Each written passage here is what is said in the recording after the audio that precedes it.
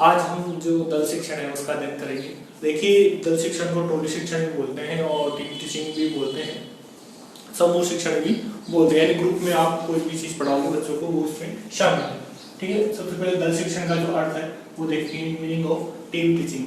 इसके अंदर देखिए, जो दल है, दल का अर्थ है टीम में दो या दो से अधिक व्यक्ति क्या कहलाते हैं, दल कहलाते हैं। यानी ग्रुप जो टीम है वो दो व्यक्तियों की बन जाती है। फिर है शिक्षण टीचिंग अधिगम हेतु, यानी बच्चों को सिखाने के लिए उचित परिस्थितियों का निर्माण करना है पढ़ाना। यानी कक्षा की जो परिस्थिति आप ऐसे कर देते हो कि बच्चे कुछ न कुछ सीख जाए, वही क्या है, पढ़ाना है, चाहे आप कौन सी भी शिक्षण विधि अपनाएं।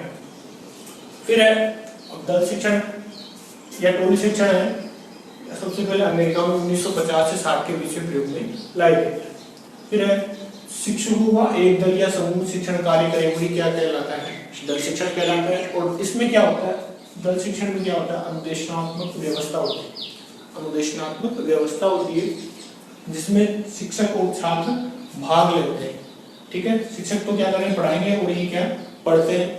ठीक है, अधिगम और अध्यापन जो क्रिया है वो शिक्षक, इसके अंदर एक तो संयोजक होता है जो विषय अध्यापक है, और वो क्या विशेषज्ञों को बुलाता है, या जो सहायक जो अध्यापक होते हैं उनको बुलाता है, जो क्या होते हैं, विशेषज्ञ होते हैं या निष्णात होते हैं, यानी पूरे एक तरह से उस विषय या टॉपिक के पारंगत विद्वान होते हैं।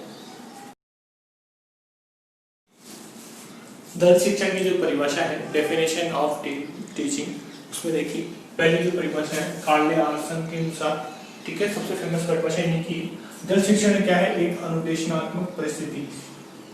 ठीक है, एक अनुदेशन के अनुसार उन्होंने बताया कि अनुदेशन की परिस्थिति दल शिक्षण जहां दो या दो से अधिक शिक्षक यानी जो टीचर होंगे दो या दो से अधिक होंगे, शिक्षण कौशलों से एक दूसरे के सहयोग से एक दूसरा बढ़ाकर, यानी वो प्लानिंग करेंगे और एक दूसरे की सहायता करेंगे, और वो शिक्षण कौशलों जितने भी कौशल उनके पास स्किल है उनका वो प्रयोग करेंगे, और शिक्षार्थियों के एक समूह पर वो लागू करते हैं, यानी उनको क्या करते हैं, लागू करना है, उनको पढ़ाते हैं, छात्रों को पढ़ाते हैं। ठीक है, और विशिष्ट प्रकार के अनुदेशन के लिए लचीली सामूहिकरण प्रविधि का प्रयोग करते हैं। यानी सामूहिकरण जो प्रविधि हुई क्या है आपका, दल शिक्षण है, यानी वो बिल्कुल समूह के रूप से बच्चों को पढ़ाते हैं, दो से अधिक टीचर मिलकर एक कक्षा को पढ़ाते हैं। फिर है शॉपलिन के अनुसार दल शिक्षण एक प्रकार का क्या है, अनुदेशनात्मक संगठन है। वहां तो क्या बोल रहे हैं, परिस्थिति बोल रहे हैं, यहाँ क्या बोल रहे हैं, संगठन बोल रहे हैं, बात वही बोल रहे हैं कि ये क्या है, अनुदेशनात्मक है, जिसमें दो या दो से अधिक शिक्षक, वही दो से ज्यादा अध्यापक होंगे, कुछ शिक्षार्थियों को, ठीक है, वही छात्रों में शिक्षण प्रदान करने का कार्य करते हैं। ये शिक्षार्थियों के समूह को संपूर्ण विषय वस्तु है, या तो पूरे जो टॉपिक है वो, या किसी महत्वपूर्ण सार्थक अंक का शिक्षण करते हैं, तो उसका एक टॉपिक, एक कोई प्रकरण है छोटा सा, उसका विस्तारित रूप से वो शिक्षण करते हैं।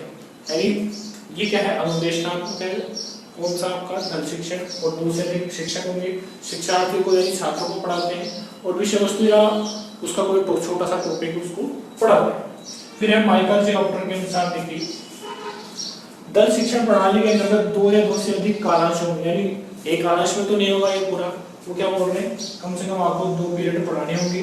ठीक है, कालांशों में शिक्षण का सामूहिक उत्तरदायित्व उन शिक्षकों को होता है जो मिलकर एक दल का निर्माण करते हैं, यानी जो विषय अध्यापक है, ठीक है, वो अपने सहायक आचार्य है, अध्यापक है, उनको बुलाकर सामूहिक रूप से वो पढ़ाते हैं 2 से अधिक कालांशों के लिए, यानी कम से कम वो 1 घंटा उसको पढ़ाते हैं।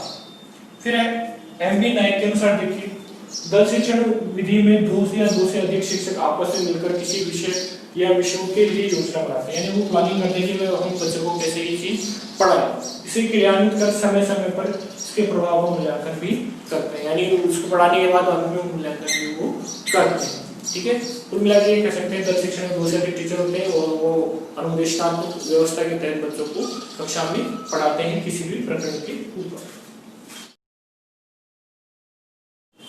दल शिक्षण के जो उद्देश्य है उनका अध्ययन करते हैं। देखिए, ऑब्जेक्टिव ऑफ टीम टीचिंग, लेकिन जो पहला उद्देश्य हम मानते हैं कि क्या है, शिक्षक की योग्यता व रुचि के अनुसार समुचित उपयोग की व्यवस्था करता है, यानी शिक्षक की जो योग्यताएं है, ठीक है, उसकी जो क्षमता उसके अनुसार वो पढ़ा पाता है कक्षा के अंदर समूह के रूप में। ठीक है, फिर है शिक्षण में गुणात्मक सुधार, यानी जो अध्यापक की जो योग्यता है शिक्षण कराने की, यानी उसमें गुणात्मक सुधार आता है, यानी वो एक दूसरे को देखकर सीखते हैं और उसके अंदर काफी ज्यादा गुणात्मक सुधार लाते हैं। काफी तेज गति से वो सुधार होता है।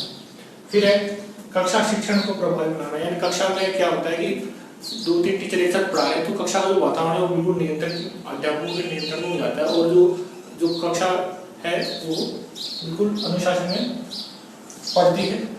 फिर है सहायक सामग्री का सही प्रयोग, यानी जो अध्यापक होते हैं एक अध्यापक को पता नहीं होता कि सहायक सामग्री को कैसे प्रयोग करेंगे, 2-3 अध्यापक मिलकर उसका जो टीचिंग एड है, मॉडल है, उसका प्रयोग सही प्रकार से कर पाते हैं। फिर है कक्षा अनुशासन की समस्या समाधान, एक ही कक्षा में अगर 2 से ज्यादा टीचर रहेंगे तो बच्चे तो वैसे ही चुपचाप बैठने, वही एक अध्यापक से कंट्रोल नहीं आता, 2-3 अध्यापक होंगे तो अपने आप ही शांत बैठ जाते हैं। फिर है सहयोगी शिक्षा के अवसरों में वृद्धि करना, एक दूसरे की जो सहयोग करते हैं अध्यापक उसके अवसरों में वृद्धि होती है। ऐसे नहीं कि भाई मैं अकेला हूँ तो मैं अकेला ही क्या करूँगा, अध्यापन करूँगा, ऐसे जो बाकी टीचर है उनका भी सहयोग लेना होता है और इससे क्या होता है सहयोगात्मक भावना का विकास होता है अध्यापकों के अंदर और यही क्या है हमारी सहयोगी शिक्षा होगी। फिर है शिक्षण तकनीकियों का विकास है कि एक जो टीचर है वो अपनी टेक्नोलॉजी बता रहे हैं मेरे पास ये शिक्षण तकनीकी है, दूसरा टीचर वो बताता है तो इससे क्या होता है नए तकनीकी शिक्षण जो तकनीकी है टेक्नोलॉजी है उसका विकास होता है। शिक्षण तथा अनुदेशन का सदुपयोग, यानी शिक्षण और अनुदेशन यानी वो जो बच्चों को अनुदेश दे रहे हैं निर्देश दे रहे हैं उनका सदुपयोग होता है ग्रुप के अंदर। समूह शिक्षण में 2-3 टीचर पढ़ा रहे हैं और वो 2 या 3 टीचर अनुदेशन दे रहे हैं, इससे क्या होता है सामूहिक रूप से उनका सदुपयोग होता है। छात्र रुचि और क्षमता का विकास, छात्रों की जो रुचि होती है वो भी विकसित होती है। एक अध्यापक से पढ़ कर बोर हो गए 2-3 अध्यापक आएंगे तो वो क्या करते हैं कि आगे उनमें रुचि जागृति है, ये अध्यापक ये अच्छा टॉपिक अच्छा पढ़ाते हैं, दूसरा ये वाला अच्छा पढ़ाते हैं, ठीक है। इससे क्या होता है छात्रों की रुचि बढ़ती है, उनकी जो मानसिक क्षमता है वो भी विकसित होती है, यानी अलग अलग अध्यापक अलग अलग दृष्टिकोण से एक अलग अलग टॉपिक पढ़ाते हैं। फिर अध्यापन समय का सदुपयोग, यानी एक टीचर है वो 15 मिनट पढ़ा लिया, दूसरा टीचर 15 मिनट पढ़ाएगा, कोई 10 मिनट पढ़ाएगा, कोई 5 मिनट पढ़ाएगा, तो ऐसे क्या समय का सदुपयोग हो जाता है और कम समय में ज्यादा मैटर बच्चों को मिल जाता है। दल शिक्षण का जो प्रतिरूप है यानी जो टीम टीचिंग का जो मॉडल है वो हम देखते हैं, ठीक है। दल शिक्षण का जो प्रतिरूप उसके अंदर जो सबसे पहले है टीम लीडर। टीम लीडर होता है वो क्या होता है एचओडी, हेड ऑफ डिपार्टमेंट, जैसे जो भी सब्जेक्ट है उसका जो एचओडी है विषयाध्यक्ष होता है वो इसका लीडर होता है टीम का। उसके साथ में सहायक जो अध्यापक होते हैं, ठीक है, जो सीनियर टीचर होते हैं वो होते हैं और वो ये तो क्या करता है व्याख्यान देता है,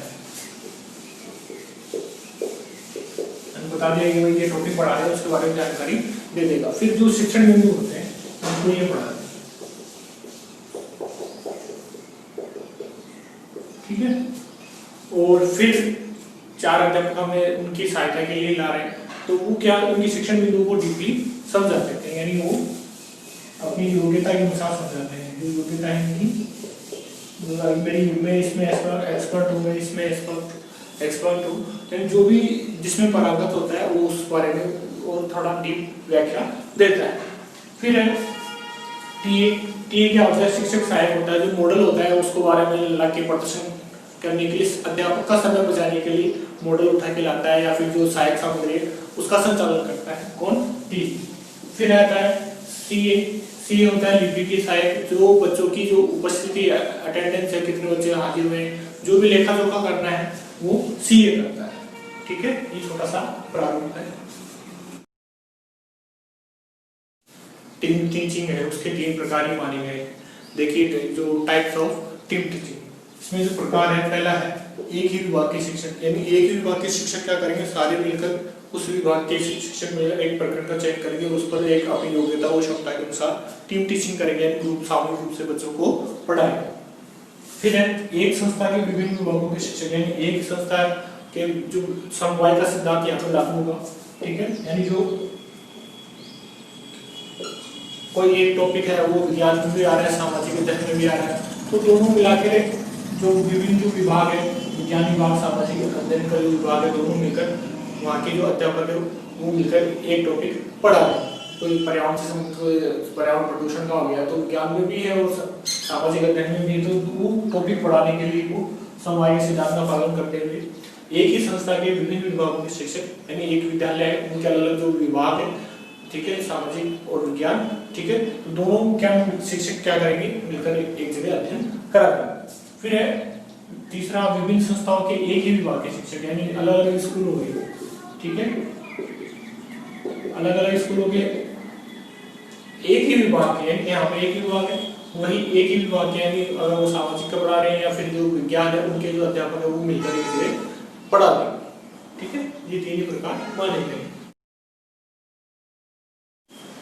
दल शिक्षण है, उसकी जो क्रियाविधि है यानी फंक्शनिंग ऑफ टीम टीचिंग, उसका अध्ययन कर रहे हैं। देखिए यानी इसकी जो क्रियाविधि के हम 3 सोपान मान के, प्रथम द्वितीय और तृतीय, यानी हम केवल 3 सोपान मान के चल रहे हैं। इसमें देखो पहला है, इसमें दल शिक्षण योजना का निर्माण करना, दूसरा आपका दल शिक्षण की व्यवस्था करना और दल शिक्षण का परिणामों का मूल्यांकन करना, ठीक है। ये आपके 3 सोपान हो गए। जिसमें जो पहला सोपान है उसके अंदर देखो आप क्या, एक तो प्रकरण का चयन करोगे, कौन कौन से विषयाध्यापक अध्यक्ष है, एचओडी उसका चयन करोगे, ठीक है, और जो सहायक आचार्य है अध्यापक है उनका, और जो अध्यापक है उनका चयन करोगे, ठीक है, स्थान और समय का चयन करोगे। फिर है उद्देश्यों का आप निर्धारण करोगे, ये उद्देश्य हमें टीम टीचिंग से प्राप्त करने हैं, अपेक्षित जो व्यवहारगत परिवर्तन है उनको लिखोगे, ठीक है। उसके बाद जो द्वितीय जो सोपान है उसमें देखो आम सभा सत्र, आम सभा सत्रों का, ठीक है, फिर लघु सभा सत्र, ये तो दोनों क्या है द्वितीय सोपान के अंदर आएंगे, सेकंड जो आपका जो है उसके अंदर ये आएगा, यानी आम सभा सत्र और लघु सभा सत्र को ध्यान रखना है, काफी ये परीक्षा में पूछा जाता है। फिर है जो मूल्यांकन सत्र है, प्रयोगशाला सत्र और समीक्षा सत्र, ये तीनों किसमें आपके जो तीसरा है तृतीय सोपान के अंदर, ठीक है, यानी जो परिणामों को मूल्यांकन करोगे दल शिक्षण के, उसके अंदर 3 सत्र आ रहे हैं, तो इसके अंदर 2 आम सभा सत्र और लघु सभा सत्र, ठीक है। परीक्षा की दृष्टि से आपका जो आम सभा सत्र है, लघु सभा सत्र है और प्रयोगशाला सत्र है, ये 3 महत्वपूर्ण है और इन पर आप विशेष ध्यान दें और आप इनको डिटेल्स में पढ़ते हैं।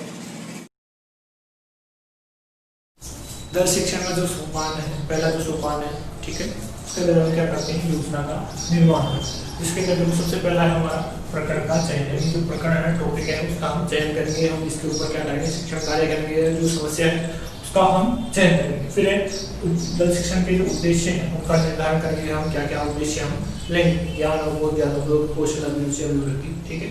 फिर उद्देश्यों को व्यावहारिक शब्दावली में लिखना है, व्यावहारिक रूप से उसको हम लिखेंगे, हम ये प्रत्याज्ञान प्रत्याविस्मरण कर सकेंगे, ठीक है, तो छात्रों से। फिर छात्र की पूर्व ज्ञान की जानकारी भी लेना हो कि आपको कि छात्रों को कितना कुछ इस प्रकरण के ऊपर जानकारी, यानी उसके बाद उनका जो प्रारंभिक जो व्यवहार है उसकी जानकारी हमें खुद ही निकालना। फिर शिक्षण की रूपरेखा तैयार करेंगे, भी हम शिक्षकों का चयन करेंगे, कौन कौन से जो विषयाध्यापक है, ठीक है, जो और एचओडी है या फिर जो सहायक आचार्य है, जो अध्यापक है उनका हम, और जो विशेषज्ञ है उनका हम चयन कैसे करेंगे। फिर उनका चयन करके इन्विटेशन दे देंगे और बुला लेंगे, भाई उस दिन आपको आना है। फिर शिक्षकों की योग्यता और क्षमता अनुसार कार्य सौंपना, यानी कोई जो सबसे बड़ा है जो विषयाध्यापक है, ठीक है, जो एचओडी है, उसको तो हम क्या करेंगे, व्याख्यान देंगे, और जो अनुसार यानी जो बाद में व्याख्यान के बाद जो पढ़ाएंगे, जो अध्यापक होंगे और जो सहायक अध्यापक होंगे उनको हम देंगे, और कुछ अध्यापक को निरीक्षण कार्य के लिए भी हम लगाएंगे, यानी जो अध्यापक नहीं करेगा वो क्या करेगा, बाकी यानी एक बार में एक ही अध्यापक पढ़ा पाएगा उस समय, तो बाकी जो अध्यापक होंगे कक्षा में निरीक्षण करेंगे, कौन अनुशासन में, कौन ध्यान से बातें अध्यापक की सुन रहा है। फिर अनुदेशन का स्तरीकरण करेंगे, यानी जो इंस्ट्रक्शन है उसका हम स्तरीकरण कर देंगे। फिर शिक्षण सहायक सामग्री द्वारा अधिगम वातावरण उत्पन्न करने की योजना तैयार करेंगे, यानी जो शिक्षण सहायक सामग्री उसका प्रयोग ऐसे करेंगे कि जो बच्चों को अधिक से अधिक सीखने की योग्यता और रुचि बढ़ सके। फिर मूल्यांकन प्रगति, यानी हम लिखित रूप से मूल्यांकन लेंगे, हम मौखिक रूप से मूल्यांकन करेंगे, उनका हम निर्धारण प्रथम सोपान के अंतर्गत ही करेंगे। जो दूसरा सोपान है, ठीक है, जिसके अंतर्गत हम जो व्यवस्था है वो किस प्रकार से होगी हमारे दल शिक्षण, इसमें क्या होता है, बच्चों को एक स्थान पर बिठाएंगे हम, ठीक है, उस समय पहले से उनको बता दिया होता है, एक बड़े हॉल में उनको बिठाकर और शांति से बैठने के लिए बोला जाता है। फिर जो एचओडी हेड ऑफ डिपार्टमेंट, यानी जो विषयाध्यापक होता है सबसे बड़ा, ठीक है, वो आपका अपना जो नेतृत्व प्रवचन है वो करेगा, यानी एक व्याख्यान देगा कि जो प्रकरण है हमारा उसके बारे में सामान्य जानकारी देगा 5 या 10 मिनट के लिए। फिर उसके बाद आम सभा सत्र को स्टार्ट हो जाएगा, उसके अंतर्गत एक जो शिक्षक है, ठीक है, इससे नीचे वाला, वो आके जो शिक्षण बिंदु और जोड़ेगा कि इसके बारे में जो उसका जो प्रकरण है उसका वो शिक्षण बिंदु पढ़ा देगा। उसके बाद जो दूसरा जो शिक्षक है छात्र अनुक्रिया को निरीक्षण करेगा, ठीक है, एक अध्यापक एक बार पढ़ाएगा, दूसरा अध्यापक फिर उसके पढ़ाने के बाद पढ़ा देगा। पर जो दूसरा अध्यापक होगा वो क्या करेगा, छात्र अनुक्रिया को निरीक्षण करेगा कि छात्र क्या अनुवर्तन कर रहे हैं, यानी ध्यानपूर्वक वो सुन रहे हैं या नहीं, उनकी समझ में आ रहा है या नहीं, उसका ध्यान रखेगा। और जो छात्र है वो परिचर्चा करेंगे, ठीक है, वो प्रश्न पूछेंगे बाद में, तो उसका भी ध्यान रखेगा कि भाई कौन सा किस बच्चे को किस बच्चे के मन में जिज्ञासा आ रही है, और वो परिचर्चा कर पाएगा अध्यापक से। और जो कुछ कार्य है वो भी मिलेगा, तो वो बच्चे उस कार्य को भी उसी सत्र के अंदर कंप्लीट करें, उसका वो ध्यान रखेगा। फिर है जो तीसरा अध्यापक है वो क्या करेगा, प्रयोग करके बताएगा कि ये प्रैक्टिकल कार्य है, या फिर जो सहायक सामग्री का वो संचालन करेगा कि प्रयोग कैसे करना है, या वो जो टीचिंग एड है या जो मॉडल है उसका प्रयोग कैसे बच्चों को करके बताना है। ये तो होगी आम सभा सत्र की बात। फिर है जो लघु सभा सत्र है, ठीक है, इसके अंदर क्या कर देंगे, ये आम सभा सत्र के बाद होगा, ठीक है, लघु सभा सत्र आम के बाद आएगा। इसमें क्या होगा, जो बच्चे बैठे हैं हॉल के अंदर, बड़े हॉल के अंदर एक जगह, ठीक है, उनको अलग अलग समूह में बांट, जैसे 3 अध्यापक हम ले रहे हैं तो उनको हम 3 हिस्सों में बांट देंगे, ठीक है, एक अध्यापक के साथ एक समूह रख देंगे। फिर बच्चे क्या करेंगे, जो चीज यहाँ पढ़ा थी आम सभा सत्र में, जो चीज हमने पढ़ा थी उसके ऊपर चर्चा करेंगे, प्रश्न करेंगे, व्याख्यान देंगे, और वो आगे बात करेंगे और प्रयोगात्मक कार्य वो करेंगे, ठीक है। उनको फुल छूट दे देंगे कि भाई अपने ये जो टॉपिक है उसके बारे में चर्चा करो, प्रश्न करो, वाद विवाद करो, व्याख्यान करो। बच्चे इससे क्या करेंगे, उनको स्वतंत्र पूर्वक समझने का, बोलने का और प्रयोग करने का मौका मिल जाता है। कहाँ पर, लघु सभा सत्र के दौरान, ठीक है। उनकी जो समस्या है उसके ऊपर वो चर्चा करते हैं, अध्यापक से प्रश्न करते हैं, और इस सत्र के अंदर भी कुछ कार्य उनको मिल जाता है करने के लिए, ठीक है। दल शिक्षण का जो तीसरा और अंतिम सोपान है उसके अंदर क्या है, परिणामों का जो मूल्यांकन है वो करेंगे। इसमें जो पहला है मूल्यांकन सत्र, दूसरा प्रयोगशाला सत्र जिसमें स्वयं शिक्षण प्रयोगशाला भी शामिल है, ठीक है, और अंतिम है इसका समीक्षा सत्र, ठीक है। मूल्यांकन के दौरान देखो, जो छात्र की प्रगति का मापन मूल्यांकन करेंगे, यानी मूल्यांकन की जो प्रविधियां हैं, मौखिक लेंगे, लिखित लेंगे, प्रयोगात्मक, वो आपके ऊपर निर्भर है, आप क्या सब्जेक्ट पढ़ा रहे हो, किस तरह पढ़ा रहे हो, ठीक है। फिर छात्र उपलब्धि का भी आपको ज्ञान हो जाएगा, और शिक्षण की जो न्यूनता है उनका ज्ञान भी आपको हो जाएगा, यानी मेरे पढ़ाने के दौरान, यानी हम जो टीम टीचिंग है, यानी जो टीम पढ़ा रही है उनकी जो पढ़ाने का जो तरीका है वो कैसा है, उसमें क्या क्या कमियां हैं, उनका उनको ज्ञान हो जाएगा। और छात्र को कितनी उपलब्धि हुई है, यानी जो छात्र को आपने जो शिक्षण उद्देश्य बनाए उनकी प्राप्ति आपको कहाँ तक हो पाई। फिर है परीक्षाला सत्र। देखो, लघु सभा सत्र में हमने एक व्यक्तिगत प्रतिपुष्टि के दौरान के तरीके से पढ़ाया था, यानी बच्चों को छोटे छोटे समूह में बांट दिया, ठीक है।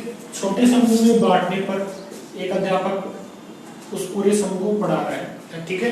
बच्चे उनसे प्रश्न पूछ रहे हैं, आपस में बात कर रहे हैं, व्याख्यान दे रहे हैं। इससे क्या होता है, जो मन बुद्धि छात्र होते हैं, यानी व्यक्तिगत प्रतिपुष्टि में क्या होता है, मन बुद्धि छात्र है, उनको ये सबसे ज्यादा फायदेमंद होती है लघु सभा सत्र, ठीक है।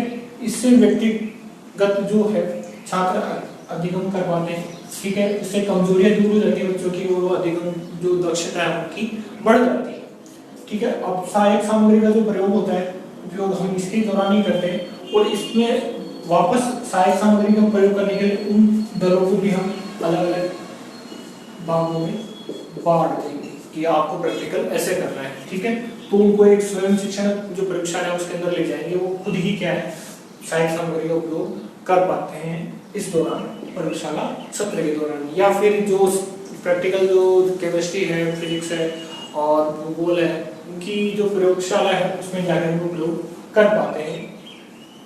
फिर है समीक्षा सत्र। इसके अंदर भी प्रति सप्ताह या 15 दिन में एक बार बैठक बुलाते हैं कि भाई हमने जो पहला और द्वितीय सोपान में उसमें क्या क्या गलतियां कर दी, क्या क्या हमारे जो भावी सुधारात्मक कार्यक्रम की योजना बनाई जाती है, यानी हमने कहाँ तक अपने जो लक्ष्य और जो उद्देश्यों की प्राप्ति हम कर पाए हैं, किस प्रकार हम अगली बार जो आयोजन है वो किस प्रकार करेंगे, या फिर जो ये जो पूरी जो आपने दल शिक्षण कराया उसका आप एक रिपोर्ट तैयार कर सकते हो और अंतिम रूप से उसका प्रकाशन भी आप करवा सकते हैं, ठीक है। दल शिक्षण की जो विशेषताएं हैं उनका हम अध्ययन करेंगे, कैरेक्टरिस्टिक्स ऑफ टीम टीचिंग। देखिए सबसे पहले है छात्रों को विशेषज्ञों का लाभ, यानी कि इसमें क्या ग्रुप में पढ़ाते हैं, विषयाध्यापक पढ़ा रहे हैं और अध्यापक पढ़ाएंगे, सहायक आचार्य पढ़ाएंगे, तो एचओडी पढ़ाएंगे, तो 3-4 अध्यापक मिलकर पढ़ाएंगे तो विषय का अच्छी तरह उनको ज्ञान हो जाता है और विशेषज्ञों से पढ़ने का मौका छात्रों को मिल जाता है। फिर है अंतर्विश्लेषणात्मक अध्ययन, यानी समवाय का सिद्धांत पालन होता है, यानी जो विज्ञान है, विज्ञान का कोई टॉपिक है सामाजिक अध्ययन से जुड़ा हुआ है, ठीक है, तो दोनों सब्जेक्ट के जो टीचर है मिलकर इसको पढ़ा सकते हैं, इससे वो सहयोग की भावना बढ़ती है और दोनों ही अध्यापक अध्यापक मिलकर इसको पढ़ाएंगे तो संदेह बच जाएगा और छात्रों को समय पर अच्छा ज्ञान हो जाएगा। फिर है शिक्षकों का व्यावसायिक विकास, यानी एक अध्यापक दूसरे अध्यापक को पढ़ाते हुए देखेगा समूह, तो उसमें जो कमियां हैं वो अपनी कमियों को सुधार लेगा और उसका जो व्यावसायिक विकास है वो अच्छी तरह हो पाएगा, यानी एक दूसरे की क्या है वो गुण अपनाएंगे, वो ऐसा पढ़ाता है, वो अच्छा पढ़ाता है, कैसे पढ़ाता है वो देख पाते हैं। फिर है शिक्षक के ज्ञान में वृद्धि, यानी एक जो एचओडी साहब आ गए तो वो अच्छा और भी अच्छा डीपली पढ़ाएंगे तो शिक्षक के ज्ञान में भी वृद्धि होती है, एक अध्यापक जो चीज नहीं जानता दूसरा अध्यापक वो चीज जानता है, इससे ये फायदा होता है समूह शिक्षण में। फिर है मानव संबंधों का विकास संभव, यानी आपस में सहयोगात्मक जो शिक्षण होता है, यानी अध्यापक और छात्र भी क्या सहयोग करके ही पढ़ते हैं और पढ़ाते हैं और अध्यापक भी क्या है, दो अध्यापक मिलकर पढ़ा रहे हैं तो उनमें क्या होता है सहयोगात्मक भावना का विकास होता है, प्रजातात्मक जो भावना है उसका विकास होता है। फिर है छात्रों को खुली चर्चा करने का अवसर, यानी छात्रों को जो लघु सभा सत्र है, ठीक है, उसके अंदर छोटे भागों में बांट देते हैं तो बच्चे आपस में जो वाद विवाद करते हैं, विचार विमर्श करते हैं, प्रश्न करते हैं, उत्तर देते हैं, व्याख्यान देते हैं, तो उनको मानसिक विकास उनका हो जाता है और खुली चर्चा करने से उनका जो मस्तिष्क है वो पूर्ण रूप से विकसित हो पाता है। फिर है नियोजित शिक्षण संभव, भाई पूरा सब कुछ क्या है उसमें प्लानिंग से किया जाता है, तो 3-4 अध्यापक होते हैं तो बिल्कुल नियोजन से वो पढ़ा पाते हैं, यानी जो उन्होंने पहले से प्लानिंग की है उसके द्वारा ही वो पढ़ा पाते हैं, नहीं तो क्या है कि भाई पढ़ा रहे हैं बीच में कोई कुछ और काम आ गया तो अध्यापक का वो पढ़ा नहीं पाता सही प्रकार से, तो 3-4 अध्यापक होते हैं तो आराम से एक दूसरे काम को संभालते रहते हैं, एक पढ़ा लिया फिर दूसरा पढ़ा लिया, ऐसे काम का बंटवारा होता है और बिल्कुल प्लानिंग की तरह ही हम पढ़ा पाते हैं। फिर है श्रवणदर्शी सामग्री का उचित उपयोग, यानी जो एक अध्यापक पढ़ा रहा है तो बीच में पहले से प्लान किया कि भाई ये पढ़ाएंगे तो ये टॉपिक आएगा, टॉपिक के दौरान हमें कौन से शिक्षण सहायक सामग्री उसका प्रयोग करना है तो दूसरा अध्यापक उसकी सहायता करता है और वो शिक्षण सहायक सामग्री वो समझाता है उसके द्वारा। फिर स्वाध्याय कर्तव्य पालन का विकास, बच्चे क्या होता है कि स्वाध्याय का उनके गुण उनके अंदर विकसित होता है कि भाई अध्यापक है वो हमारे लिए तैयारी करके आए हैं और बच्चे भी क्या थोड़ा घर से पढ़ के आते हैं, तैयारी का पूर्ण ज्ञान उनको होना भी चाहिए और वो खुद भी क्या करते हैं कर्तव्य का पालन करते हैं, शांत चित्त से बैठते हैं। फिर रोजशीलता या लचीलापन, यानी इसमें क्या होता है कोई लिमिट नहीं हो जाएगी कि छात्र कितने होंगे समूह शिक्षण में या फिर अध्यापक कितने होंगे, यानी 2 से अधिक क्या होंगे अध्यापक होंगे और छात्र बहुत सारी संख्या है, जितनी आप यहाँ हॉल में बैठ सकते उतने आप बिठा सकते हैं, ठीक है, ये इसकी लचीलापन होता है कि भाई कितने भी अध्यापक होंगे कितने ही आपके छात्र हो सकते हैं। फिर है नई शिक्षण तकनीकी का प्रयोग, यानी जो नई टेक्नोलॉजी आ रही है शिक्षण की, ठीक है, उनका प्रयोग किस प्रकार से किया जाए, उनका उपयोग या सदुपयोग कैसे करें, एक अध्यापक जाता है तो दूसरे अध्यापक को बताएगा, इससे वो दल शिक्षण में हम सभी अध्यापकों को प्रशिक्षण भी दे पाते हैं कि हमें शैक्षिक तकनीकी है उसका प्रयोग कैसे करना है। फिर है शिक्षकों की पूर्ति, यानी अध्यापकों की कमी होती है तो दूसरे विद्यालय के अध्यापकों को हम यहाँ बुलाकर समूह शिक्षण के द्वारा हम पढ़वा लेते हैं कोई भी टॉपिक, तो इससे क्या होता है शिक्षकों की कमी है वो उसको दूर किया जा सकता है, ठीक है, दूसरे विद्यालय के अध्यापकों को हम यहाँ बुला लेते हैं और टीम टीचिंग करवा लेते हैं। फिर है छात्र संख्या में वृद्धि का सही उपाय, यानी लगातार अब वर्तमान समय में लोग शिक्षा के प्रति जागरूक हो रहे हैं, स्कूलों के अंदर विद्यालयों में छात्र संख्या बढ़ती जा रही है तो उनको सामूहिक रूप से पढ़ाना एक अकेले व्यक्ति के बस की बात नहीं, तो 3-4 जो शिक्षक है वो मिलकर एक बड़े समूह को पढ़ा सकते हैं। फिर व्यक्तिगत विभिन्नताओं का ध्यान, यानी हमने पहले बताया कि जो लघु सभा सत्र है उसमें क्या होता है कि बच्चों को अलग अलग छोटे समूह बांट दिया, फिर वो एक अध्यापक एक समूह को संभालता है और उसी में क्या होते हैं कि कम मन बुद्धि वाले जो कम होशियार छात्र होते हैं, मन बुद्धि के जो छात्र रहते हैं उनकी जो समस्या होती है वो अध्यापक अकेला उनका हल कर देता है या फिर जो होशियार छात्र है वो उनका सहयोग करते हैं, तो इसमें व्यक्तिगत विभिन्नताओं को अभी हम ध्यान रख पाते हैं लघु सभा सत्र के दौरान। फिर है अनुशासन, अनुशासन की स्थापना। अनुशासन की स्थापना में एक अध्यापक पढ़ा रहे तो दूसरा अध्यापक तीसरा अध्यापक ये ध्यान रखता है कौन बच्चा अनुशासन में है, कौन सा बच्चा बदमाशी कर रहा है, उसको कैसे चुप कराना है। यानी इशारों में सब कुछ कंट्रोल रूप रखते हैं। कक्षा में शांति की स्थापना होती है, शांति रहती है तो बच्चे आसानी से वो चीज अधिगमित कर लेते हैं। ठीक है। फिर है निमित्त रीडिंग, यानी इसमें समय बचता है। एक अध्यापक एक शिक्षण बिंदु पढ़ाया, फिर दूसरा अध्यापक आया, दूसरा शिक्षण बिंदु पढ़ा देगा, समय बचता है, अध्यापक की शक्ति बचती है और विद्यालय का धन भी बच जाता है। फिर उचित मूल्यांकन प्रविधि का प्रयोग भी हम कर पाते हैं। यानी हमें प्रयोग प्रैक्टिकल द्वारा मूल्यांकन करना है या मौखिक या लिखित परीक्षा के द्वारा इसका हमें मूल्यांकन करना है तो हमारे पास सुविधा उपलब्ध होती है कि मौखिक लेंगे, लिखित लेंगे या प्रयोगात्मक परीक्षण हम करेंगे। फिर है शिक्षक और छात्र रुचि का ध्यान। ये एकमात्र जो शिक्षण विधि हम कह सकते हैं जिसके अंदर शिक्षक खुद की रुचि बताता है और छात्र भी अपनी रुचि बता पाता है। यानी मेरी रुचि है ये, मेरी रुचि ये है, मतलब जिस अध्यापक की रुचि जिस शिक्षण बिंदु में होगी यानी जो वो अध्यापक उसका अध्यापन कराएगा। यानी वही मेरे को तो ये पढ़ाना है तो वो अपनी मर्जी से वो चीज क्लास के अंदर पढ़ा पाता है। दूसरा अध्यापक बोलता है मेरे को ये शिक्षण बिंदु पढ़ाना है, तीसरा अध्यापक बोलता है मेरे को ये शिक्षण बिंदु पढ़ाना है। तो तीन में क्या है, तीन अलग अलग शिक्षण बिंदु तो आराम से पढ़ा लेते हैं और छात्र रुचि का भी वहां पर ध्यान रखा जाता है। यानी छात्र की रुचि कैसे बनेगी, आपके जो श्रव्य दृश्य सामग्री के कारण। ठीक है। फिर अध्यापकों को भी शामिल, अभिभावकों को भी शामिल किया जा सकता है। यानी आपके पास अगर स्टाफ की कमी है, जैसे तो जो साहित्य सामग्री है या फिर छात्रों की उपस्थिति का जो कार्य है, उसके लिए हम एक जो अध्यापक है जो उनकी अगर रुचि है जल शिक्षण के अंदर, हम उनको भी हम इन्विटेशन देकर बुला सकते हैं। फिर अनुदेशनात्मक व्यवस्था, यानी ये क्या है, विद्यालय की जो व्यवस्था है उसके समांतर ही चलती है, कोई अलग से कोई विशेष रूप से कोई कार्य नहीं करना पड़ता है। और ये क्या है, अनुदेशनात्मक व्यवस्था हमारी विद्यालय में बनाए रहते हैं। दल शिक्षण है उसकी जो दोष है, उसकी जो सीमाएं हैं, ठीक है, उनका हम अध्ययन करेंगे। देखिए demerits and limitation of team teaching. ठीक है। पहला है प्रतिबद्धता व सहयोग का अभाव, यानी जो अध्यापक है वो आपस में प्रतिबद्धता का अभाव रखते हैं। नहीं तो तेरा कार्य तो खुद ही कर, आपस में सहयोग की भावना वो बिल्कुल भी नहीं रखते। यानी और हमें टीम टीचिंग कराने तो हमें एक सहयोगी जो अध्यापक को उनकी आवश्यकता होती है। फिर है भूमिकाओं में विविधता एवं बहुमूल्य, यानी शिक्षक है वो क्या क्या कार्य करे, तो शिक्षक का कार्य करेगा, विशेषज्ञ भी बन जाएगा, संचालक भी बन जाएगा, सब उपदेश का भी बन जाता है, वही क्या नियोजक बन जाएगा, विभाग का सदस्य बन जाता है, कक्षा का सदस्य भी वही बन जाता है। ठीक है। और संकाय का सदस्य भी वही बन जाता है। इतनी सारी भूमिकाएं वो निभाता है तो उसके एक तरह से सिर्फ बहुत ज्यादा बोझ हो जाता है, उस अपना जो दल शिक्षा का जो कार्य है वो सही प्रकार से नहीं कर पाता। फिर है रूढ़िवादी अभिवृद्धि एवं अवरोध, यानी जो अगर प्रधानाचार्य आपका पुराने जमाने का है वो नए जो शिक्षण विधियों का प्रयोग नहीं करना चाहता है, या जो अध्यापक पुराने ख्यालात वाले हैं तो वो इसका प्रयोग बिल्कुल ही नहीं करेंगे। ये क्या चीज है, हम तो क्या व्याख्यान विधि का ही प्रयोग कर लेंगे, वही अच्छा है। ठीक है। फिर अगला अधिक खर्चीला होना, ये जो शिक्षण विधि है क्या है, काफी ज्यादा खर्चीली है, काफी ज्यादा उसमें पैसा भी हो जाएगा कि उनको बुलाएंगे, खाने पीने का खर्चा, बैठाने के साथ जगह खर्चा वो भी शामिल है। संरचना की अनमनीयता, यानी जो शिक्षक को चयन है, जो छात्र को चयन है और जो विषय वस्तु हम पढ़ाएंगे, कितने कालाश लेंगे, उन पर कठोर नियम और जो नियंत्रण है वो रहता है सभी का। इसलिए ये क्या है, काफी ज्यादा कठिन बन जाती है। फिर है अनेकता में एकता नहीं, यानी जो विभिन्न जो विचारधारा वाले जो शिक्षक है उनमें एकता नहीं होती, तो वो हमेशा बिल्कुल अनेकता में ही बैठे रहते हैं।